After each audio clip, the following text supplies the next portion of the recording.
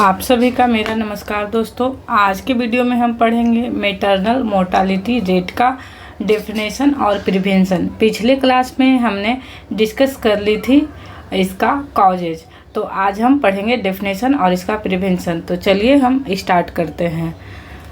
According to WHO, the death of woman while pregnancy of within 42 days of termination of pregnancy, irrespective of the duration and site of pregnancy, from any cause related to or aggravated by the pregnancy or its management, but not from accidental or accidental causes।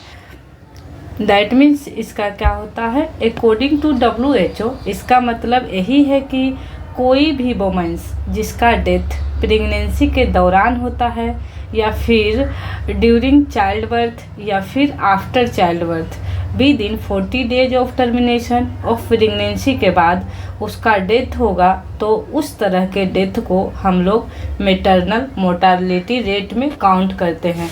ध्यान रहे, जो mother का death है किसी भी तरह का accidental या एक्सीडेंटल कॉज के कारण नहीं होना चाहिए। उसको छोड़कर अगर कोई भी किसी तरह का डेथ होता है जो प्रेगनेंसी से रिलेटेड हो, तो उसको उस कंडीशन को सारे कॉज को हम मैटरनल मोर्टालिटी रेट में काउंट करते हैं। नेक्स्ट अपन देखते हैं द MMRI ट्यूबुलेटेड, मतलब इसका जो टेबुलेटेड से उसको हम देखते हैं। Total MMR equal to total number of female death due to complication of pregnancy, child birth और within 42 days of delivery from separated during a given year in 2000, total number of live births in the same area and years. तो जो प्रीफेरियल case के मतलब ही होता है कि any causative to pregnancy, child birth and within 42 days of termination of pregnancy divided by total number of live births in same area and year in 2000। कोई भी प्यूपेरियल cause के कारण उसके साथ हम लोग लाइव बर्थ्स उस एरिया में उस ईयर के अंदर जितने बेबी का लाइव बर्थ हुआ है उसको हम लोग डिवाइड करते हैं इनटू उसके पॉपुलेशन को हम लोग 1000 में लेते हैं। ये पॉपुलेशन पे डिपेंड करता है कि कई प्लेस पे हम लोग उसको 10,000 या 1 लाख भी ले सकते हैं अकॉर्डिंग टू पॉपुलेशन। नेक्स्ट हम लोग देखते हैं कि MMRI का प्रिवेंशन क्या होता है। ईयरली रजिस्ट्रेशन ऑफ प्रेगनेंसी, हम लोग को प्रेगनेंसी को अर्ली रजिस्ट्रेशन करना है ताकि हम अर्ली कॉम्प्लिकेशन का डिटेक्ट कर सके प्रेगनेंसी में। नेक्स्ट है at least 3 antenatal checkups. Antenatal checkups बहुत ही इम्पोर्टेंट होता है, क्योंकि उसमें क्या होता है कि आपका जो प्रेगनेंसी है वो हेल्दी डेवलप कर रहा है कि नहीं, उसमें वो हेल्प करता है उसको जानने में। नेक्स्ट है dietary supplements including correction of anaemia. अगर एनीमिक मदर है तो उन लोगों को आयरन टेबलेट्स देके एनीमिया के कंडीशन को करेक्ट किया जाता है। नेक्स्ट है prevention of infection and haemorrhage during puerperium.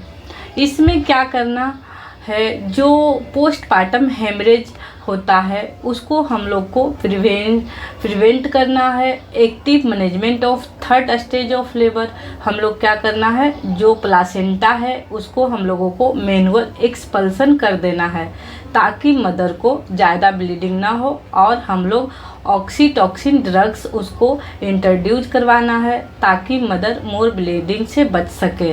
Next है prevention of complication, example eclampsia का कंडीशन आपका सीजर आना हाई बीपी के कारण, तो मदर का बीपी का हम लोगों को मेजर करते रहना है, उसको नॉर्मल रेंज में रखने का कोशिश करना है।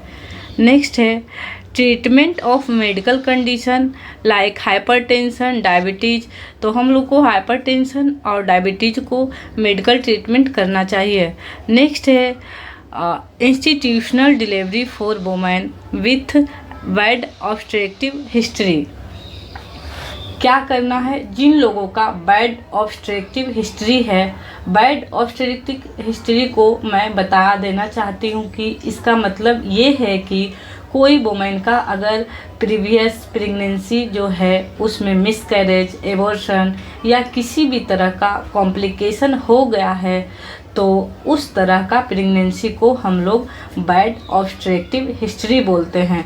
तो अगर किसी वुमेन के इस तरह का केस है तो उन लोगों को हॉस्पिटलाइज करवा के ही सारा ट्रीटमेंट कराना चाहिए प्रेगनेंसी का। और उन लोग प्रेगनेंसी जो डिलीवरी होगा वो डिलीवरी हमेशा हॉस्पिटल में ही होना चाहिए, क्योंकि उन लोगों को बैड ऑब्स्ट्रक्टिव हिस्ट्री रहा है तो इस बार भी उनको डेथ होने का चांसेस या फिर हाई रिस्क हो सकता है।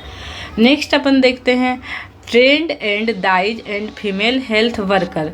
फीमेल हेल्थ वर्कर और लोकल दाई को ट्रेंड करना चाहिए, क्योंकि विलेज में जो फीमेल्स होती है वो जनरली वो इन लोगों को थ्रू ही डिलीवर्ड की जाती है बेबी को। इसी के कारण स्किलफुल होना चाहिए ताकि मैटरनल डेथ को रोका जा सके।